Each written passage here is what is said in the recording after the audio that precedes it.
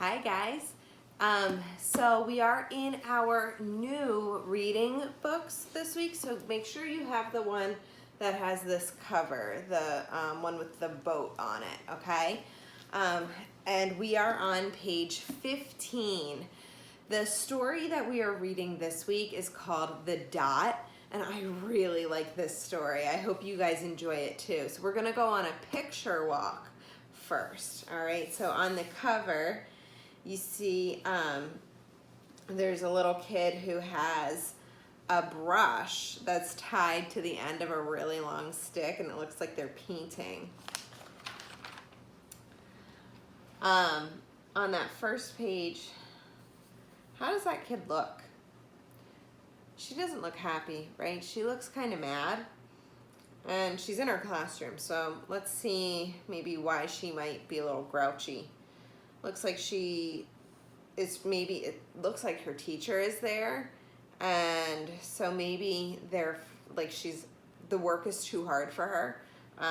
I've seen that look on kids' faces sometimes when the work's a little bit too hard. All right, turn the page. So now you see your teacher looking at the paper, and it looks like the girl might be trying to start drawing something, but she still doesn't look happy about it, right?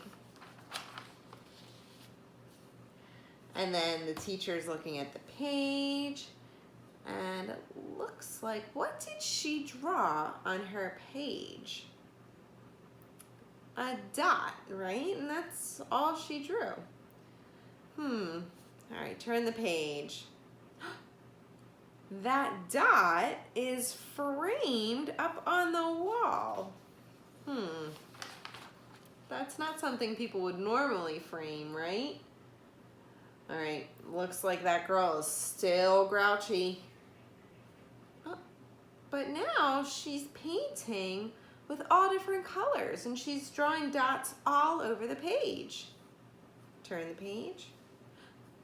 Now it looks like she's painting a gigantic dot with a lot of colors on the floor. And here she has a plain white space in the center with paint all around the outside. So it's another dot, it's just she's painting it backwards.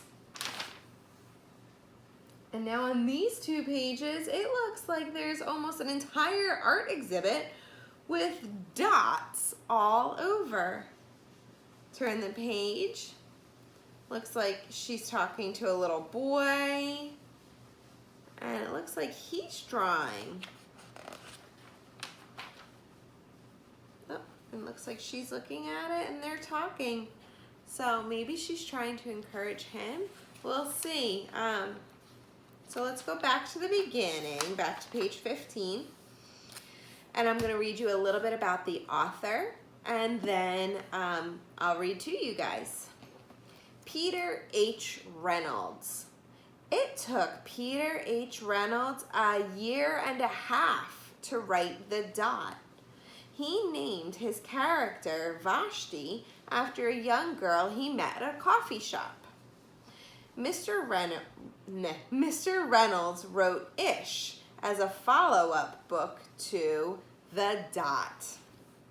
All right, so let's get started. So it took him a year and a half to write this story, and we saw it's not a very long one, but it takes a lot of time to write a story and go back and make sure it's the best and then change things up. So it's kind of encouraging to hear that it took someone who's a professional writer. It took him a year and a half to write this little story. It gives me courage to then, try something and know that it even takes him a really long time, right? Okay, so let's get started. Follow along while I read. Art class was over, but Vashti sat glued to her chair. Her paper was empty. Vashti's teacher leaned over the blank paper.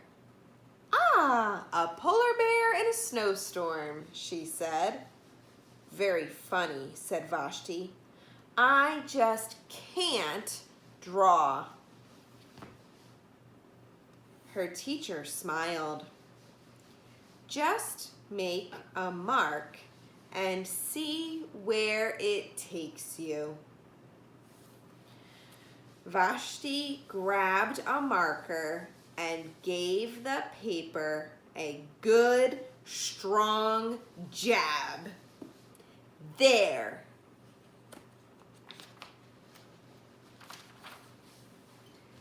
Her teacher picked up the paper and studied it carefully. She pushed the paper toward Vashti and quietly said, "Now sign it." Vashti thought for a moment. Well, maybe I can't draw, but I can sign my name. The next week, when Vashti walked into art class, she was surprised to see what was hanging above her teacher's desk. It was the little dot she had drawn. Her dot! All framed in swirly gold. How do you think that made her feel? It feels good, right? When you see something that you made up on the wall, or maybe if your parents hang something on the fridge, it makes you feel good. So I'm sure Vashti felt really good, right? I can make a better dot than that. She opened her never before used set of watercolors and set to work. Vashti painted and painted. A red dot, a purple dot, a yellow dot, a blue dot. The blue mixed with the yellow. She discovered that she could make a green dot. Vashti kept experimenting. Lots of little dots in many colors. If I can make little dots, I can make big dots too. Vashti splashed her colors with a bigger brush on bigger paper to make bigger dots. Vashti even made a dot by not painting a dot. At the school art show a few weeks later, Vashti's many dots made quite a splash. Vashti noticed a little boy gazing up at her. "You're a really great artist. I wish I could draw," he said. "I bet you can," said Vashti. "Me? No, not me. I can't draw a straight line with a ruler." Vashti smiled. She handed the boy a blank sheet of paper. "Show me." The boy's pencil shook as he drew his line. Vashti stared at the boy's squiggle, and then she said, "Sign it." So remember, in the beginning of the year, we talked about how we should never say, "I can't," right? We can say, "I can't do that yet," or "I haven't learned how to do that yet." But we should never say we can't, because we can do all things. The Bible tells us that we can.